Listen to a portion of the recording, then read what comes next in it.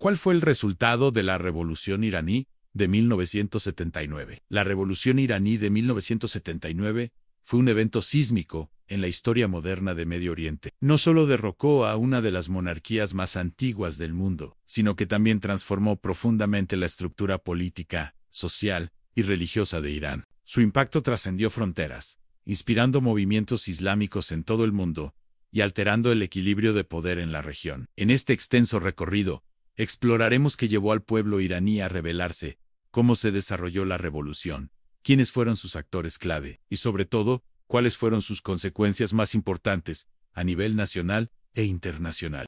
1. En el Irán del Shah, antes de la revolución. Para entender los resultados de la revolución iraní, es fundamental comprender cómo era Irán antes de 1979. El país estaba gobernado por Mohammad Reza Pahlavi, conocido como el Shah de Irán. Ascendió al poder en 1941, durante la ocupación británica y soviética, en la Segunda Guerra Mundial. Tras la abdicación forzada de su padre, Reza Shah, Mohammad Reza modernizó Irán aceleradamente. Promovió reformas educativas, económicas e industriales, construyó infraestructuras y buscó occidentalizar el país. Uno de los pilares de su plan fue la llamada Revolución Blanca, lanzada en 1963, incluía la redistribución de tierras, el voto femenino y la promoción de la educación. Sin embargo, estas reformas también profundizaron la desigualdad. Los ricos se hicieron más ricos, mientras que millones de campesinos pobres quedaron excluidos. Además, la represión política aumentó. El Shah utilizó su temida policía secreta, la SAUBK, para eliminar a la oposición, censurar medios y encarcelar disidentes. El creciente autoritarismo, la corrupción del régimen, el rápido proceso de secularización y el sentimiento de que Irán había perdido su identidad cultural y religiosa ante Occidente, alimentaron la insatisfacción popular. Todos de la oposición, cristianos, marxistas y clérigos durante los años 60-70. Surgieron diversos grupos opositores. Algunos eran liberales que deseaban un sistema parlamentario. Otros eran marxistas que luchaban por una revolución de clase. Y también había religiosos, especialmente clérigos chiitas, que veían al régimen como anticoránico y corrupto. El clero, liderado por el ayatollah Ruhollah Khomeini, fue particularmente influyente. Khomeini criticó al Shah desde el exilio en Irak y luego en Francia, acusándolo de traicionar el Islam y vender Irán a potencias extranjeras, especialmente a Estados Unidos. Sus mensajes se distribuían en cassettes, panfletos y sermones. Khomeini no solo apelaba a los religiosos, sino también a los pobres, a los nacionalistas y a quienes sentían que Irán había perdido su soberanía. 3. A 1978, el año del estallido. En 1978, las protestas contra el Shah se volvieron masivas. Las manifestaciones comenzaron tras la publicación de un artículo que insultaba a Khomeini. Miles de personas salieron a las calles en Qum, y la represión fue violenta. Este patrón se repitió en todo el país. Cada vez que el régimen respondía con violencia, más personas se unían a la resistencia. Huelgas paralizaron fábricas, bancos, escuelas y oficinas gubernamentales. La economía se detuvo. Las calles de Teherán y otras ciudades se llenaron de manifestantes que clamaban por la salida del Shah. El gobierno intentó hacer concesiones, cambió primeros ministros e incluso prometió reformas, pero ya era demasiado tarde. La legitimidad del Shah estaba completamente destruida. 4. El regreso de Khomeini y el fin de la monarquía.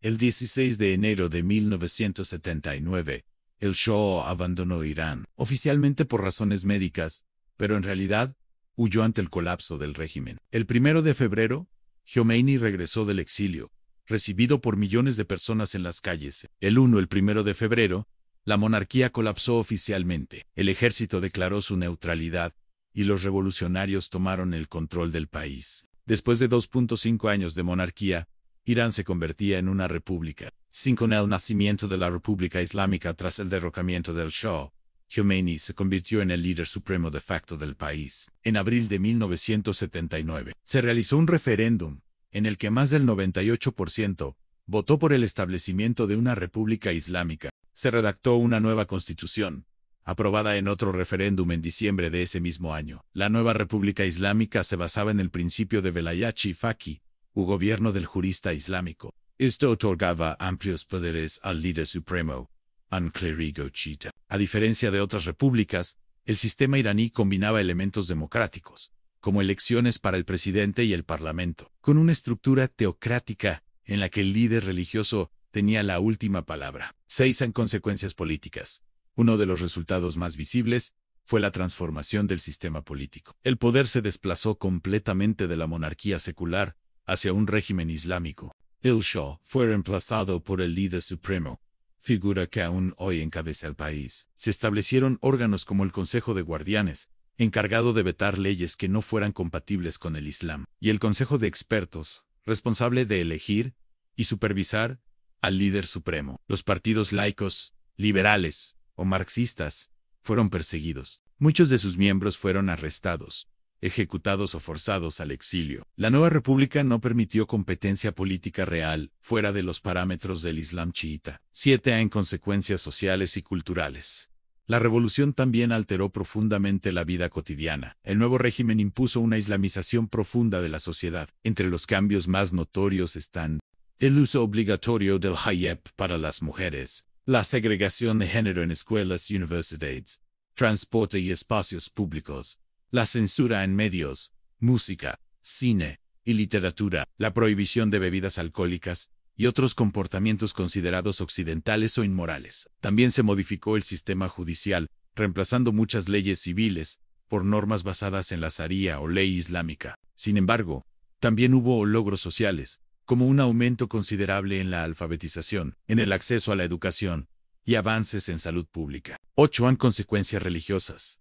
La revolución no solo afectó a Irán, sino a todo el mundo islámico. Por primera vez en la historia moderna, un país era gobernado por una teocracia chiita. Esto alarmó a los países vecinos y especialmente a Arabia o Saudita, de mayoría sunita, que veía en Irán un peligro ideológico y geopolítico. La revolución intensificó el conflicto sectario entre chiitas y sunitas en toda la región. Además, Irán comenzó a exportar su ideología. Apoyó a grupos chiitas en Líbano, Irak, Siria y otros países, lo que incrementó las tensiones con Israel, Estados Unidos y las monarquías del Golfo.